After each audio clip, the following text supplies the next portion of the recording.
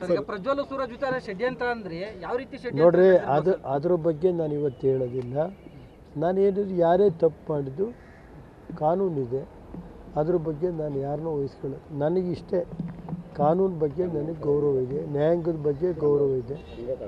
ನಾನು ಇವತ್ತು ದೇವ್ರ ಬಗ್ಗೆ ನಂಬಿಕೆ ಇದೆ. ಯಾಕೆ ಸರ್ ನಿಮ್ಮ ಕುಟುಂಬನ ಟಾರ್ಗೆಟ್ ಮಾಡ್ತಾ ಇರೋದು? ಅದು ನಾನು ನೋಡಪ್ಪ ಇವತ್ತೇನು ಮಾತಾಡಲ್ಲ, ಕಾಲವೇ ನಿರ್ಧರಿಸುತ್ತೆ ಅಂತ ಹೇಳಿದ್ದೀನಿ. ನಾನು ಯಾವುದೇ ವಿಷಯ ಇದ್ದರೂ ನ್ಯಾಯಾಂಗಕ್ಕೆ ನನ್ನ ಬಗ್ಗೆ ಗೌರವ, ನ್ಯಾಯಾಂಗದ ಬಗ್ಗೆ ನನಗೆ ಗೌರವ ಇದೆ, ದೇವ್ರ ಬಗ್ಗೆ ನಂಬಿಕೆ ಇದೆ. ಯಾರೇ ತಪ್ಪು, ನನ್ನ ಮಗ ತಪ್ಪು ಮಾಡಿರ್ತಾರ ಕ್ರಮ ತಗೊಳ್ಳಿ. ಪೆನ್ಡ್ರೈವ್ ಹಂಚಿಕೆಯಲ್ಲಿ ಪ್ರೀತಮ್ ಗೌಡ ಮಾಜಿ ಶಾಸಕರು ಅವರು ಇನ್ವಾಲ್ವ್ಮೆಂಟ್ ಇದೆ ಅಂತ ಹೇಳಿ ಅವರು ಕೂಡ ಅವ್ರ ಮೇಲೆ ನಾನು ಅವರೆಲ್ಲ ದೊಡ್ಡವರಿದ್ದಾರಪ್ಪ, ಅದ್ರ ಬಗ್ಗೆ ನಾನು ಮಾತಾಡೋ ಶಕ್ತಿ ಇಲ್ಲ. ಸರ್, ಹಿಂದೆಯಿಂದ ಕೂಡ ಅವ್ರನ್ನ ವಿರೋಧಿಸ್ಕೊಂಡೇ ಬಂದರು ನಿಮ್ಮನ್ನ. ಟಿಕೆಟ್ ನನಗೆ ಅದೆಲ್ಲ ನೋಡಪ್ಪ, ಒಂದು ಪ್ರಕರಣದಲ್ಲಿ ಅವರು ಕೂಡ ನಾನು ಈಗ ನ್ಯಾಯಾಂಗದಲ್ಲಿ ವಿಷಯ ಇರುವಾಗ ನಾನು ಈಗ ಮಾತಾಡೋದು ಸರಿ ಇಲ್ಲ.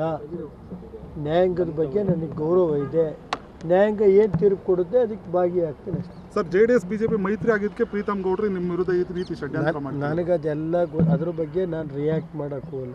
ಇಷ್ಟೇ ನಾನು ಕೇಳೋದು, ನ್ಯಾಯಾಂಗದಲ್ಲಿ ಈಗ ಇವೆಲ್ಲ ನಡೀತಾ ಇರುವಾಗ ನಾನು ಮಧ್ಯ ಇವತ್ತು ಮಾತಾಡೋಕ್ಕೆ ನಾನು ತಯಾರಿಲ್ಲ. ಅಲ್ಲ, ಪ್ರೀತಮ್ ಗೌಡ್ರ ಬಗ್ಗೆ ಅದು ನ್ಯಾಯಾಂಗದ ಬಗ್ಗೆ ನನಗೆ ಗೌರವ ಇದೆ, ದೇವ್ರ ಬಗ್ಗೆ ನನಗೆ ನಂಬಿಕೆ. ಅಲ್ಲ, ಪ್ರೀತಮ್ ಗೌಡ್ರು ಯಾರ ಬಗ್ಗೆ ಯಾವ ವಿಷಯಕ್ಕೂ ನಾನು ಅದಕ್ಕೆ ರಿಯಾಕ್ಟ್ ಮಾಡಲ್ಲ.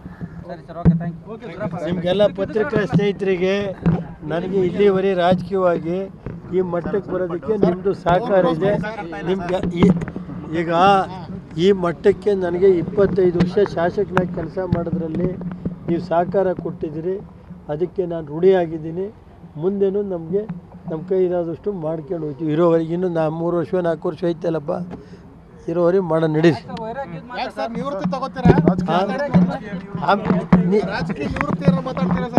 ಆಮೇಲೆ ಯಾಕೆ ಈಗ